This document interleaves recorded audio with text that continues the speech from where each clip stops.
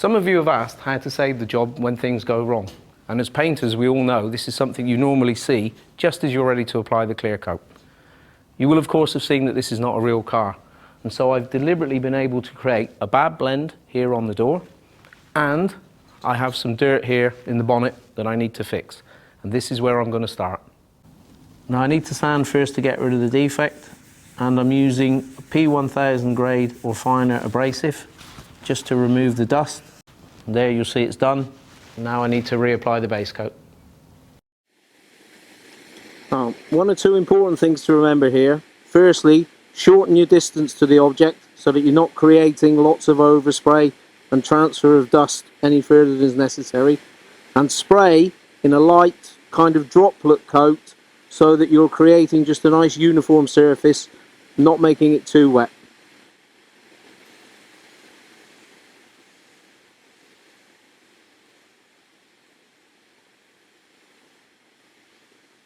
You can always blow it dry in between coats, just to speed yourself up a little bit.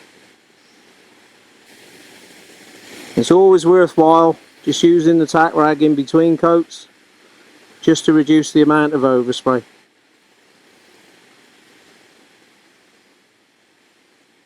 And just approaching it very gently, not making it too wet. In fact, it's better to apply it in 3 to 4 lighter coats rather than trying to do it in 2 wetter ones. Speed is not critical here. And again, just wipe around the edge of the repair with the tack rag, and I think probably one more here should do me.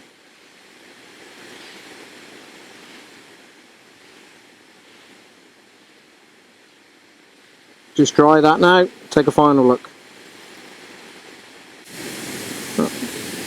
I think we're going to be okay with that. Looks good. That was quite an easy fix using ready for use material, and as you can see, done, no problems at all. Let's now take a look at the bad blend that I've created on the door here.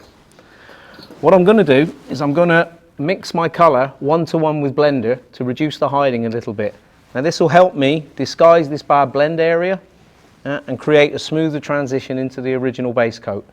I'm going to spray it at about 1 bar inlet pressure with a light coat, which I can then flash off quite quickly. Check if it's okay, I can move on. If not, I'll repeat that same exercise one more time, going a little bit further. And the first thing I need to do is tack rag the surface just to remove any dust that might have formed on the panel. And now what I'm going to do is spray one light even coat beyond where I finished the blend originally. And what I'm looking for is that very fine and uniform and consistent film, just to keep it nice and even. And you'll see it's looking like almost little droplets, but when they dry, that will provide me with a very smooth film. So let's flash that now quickly and we'll take a look, see what we've managed to achieve to do. That's flashing off okay.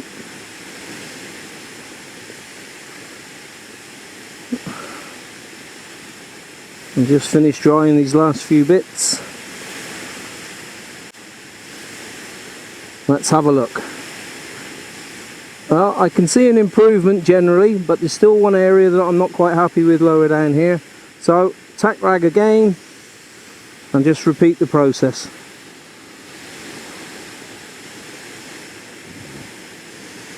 Again, nice and uniform, even and consistent.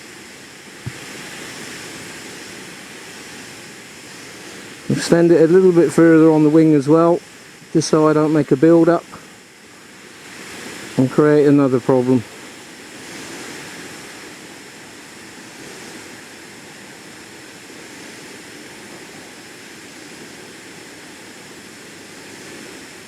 And I think we should be okay with that.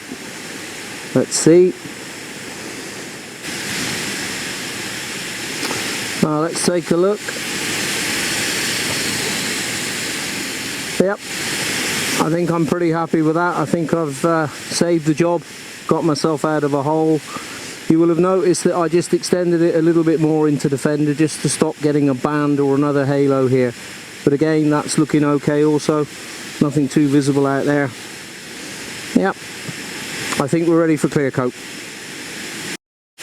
Let me just tack rag this off quickly then before I start to apply the clear.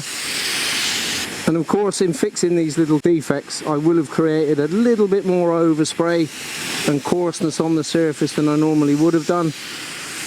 Let's just see what there is on the tack rag. Yep, so you see just a little bit of overspray. It's unusually, but it's enough just to wipe it off and get rid of it.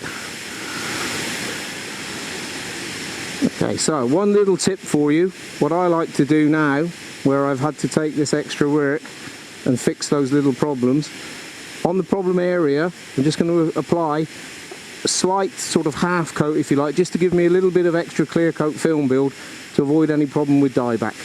So if you want to watch, I'll go ahead and get the clear coat on.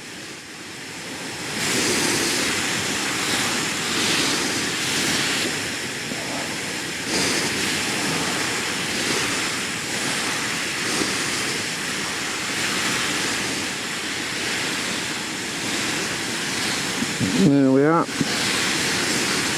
So just a thin sort of half coat just to help me with a little bit more film build, and now I can begin to clear coat for real. And on this coat all I'm looking to do is apply a nice even closed coat, no open surface, no texture, and I'm not looking to go for the full finish just yet. I'll get that in my second coat. This is just really a nice coat. Will allow you to apply the full coat after a short flash.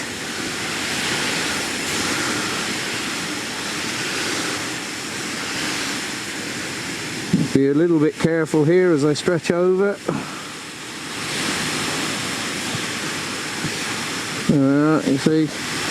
You see with this clear is that it wets very nicely. Not a lot of effort needed to close the film. Makes painting quite easy to do. What I'll do now, I'll give that a very short flash of 3 to 5 minutes, and then I'll come back with the finish coat. Here we go then with the finish coat, or the second coat of the clear. Now, this product, you may or may not know it, but with this one I can afford to be a little bit braver in the second coat. It's got great vertical stability, so I'm able to spray to the finish that I want, straight off of the gun. Just come around now and finish the front. And actually in doing that, I can see already that fix that I carried out on the front for the dirt here, that's really good. I'm quite pleased with that. Just pick up my wet edge now and work back out towards myself. And actually from clear coat spraying, this is a really nice product to use. It gives you a good impression of the finish that you're going to get directly from the gun. That allows you to spray to where you want. And again, just looking towards what I did on the door, my impressions are here in the cabin that I've managed to save the job successfully. I know that once this is baked, hopefully if we can get the car outside, it's going to look okay in daylight. There we go, that's the job done and finished. I'll let this now flash off for 5 minutes, and then I'll bake it for 15 minutes at 60 degrees C before, as I say, hopefully taking it outside for a final look.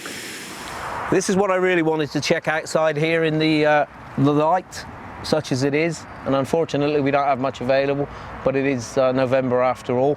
But from what I can see, the blend is great. If this was a real car, I'd have no problems giving this back to the customer at all. And if I look at this one over here where I fixed the dirt, that's also fine. Just remember though, it is always better to fix things in the wet condition if at all possible. Doing it this way creates a little bit more of a challenge and takes you a little bit more time. Thanks, see you soon.